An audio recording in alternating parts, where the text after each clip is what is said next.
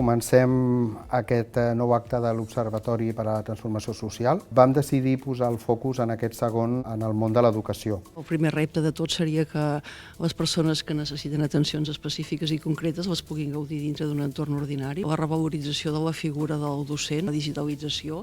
Un dels reptes és que les escoles han de ser vertebració de l'eix social i cohesió social. Perquè, clar, si tots anem a una i tots sabem cap a on hem d'anar, tots ajudarem a l'alumnat a que avanci, no? I que aprengui, que es prepari per la societat. Hi ha unes necessitats territorials, socials, prou diferents com perquè l'Ajuntament tingui un paper molt important a jugar aquí, no? I en la connexió amb les oportunitats més enllà de l'escola i l'institut. És necessari treballar des de l'educació els valors positius socials, que com a societat pensem que poden ajudar a transformar, no?, la societat d'una manera més positiva, i hem de treballar les competències que hi ha darrere d'aquests valors.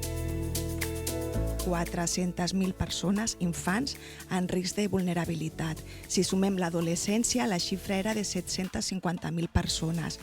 Crec que va molt més enllà de l'educació, però que des de l'educació també se li ha de fer alguna cosa. La institució educativa en general ha de ser un espai preventiu, ha de ser un espai proactiu, un espai de seguretat on els alumnes esdevinguin els protagonismes, que puguin co-crear, que puguin fer. L'educació, el sistema educatiu, és una eina en què la societat es projecta a si mateixa, no? Es projecta en les futures generacions, però alhora és la manera que té de posar les condicions perquè es transformi a si mateixa la societat. Els grans mèrits dels nostres docents d'aquest país avui en dia són senzillament els anys que porta de professió.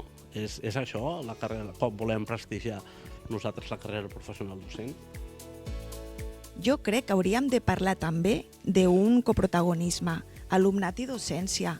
Una cosa no pot anar sense l'altra. Entendre d'una vegada per sempre que l'educació es dona en molts àmbits i que hem de treballar per la igualtat d'oportunitats, l'equitat i la universalització d'aquest ample.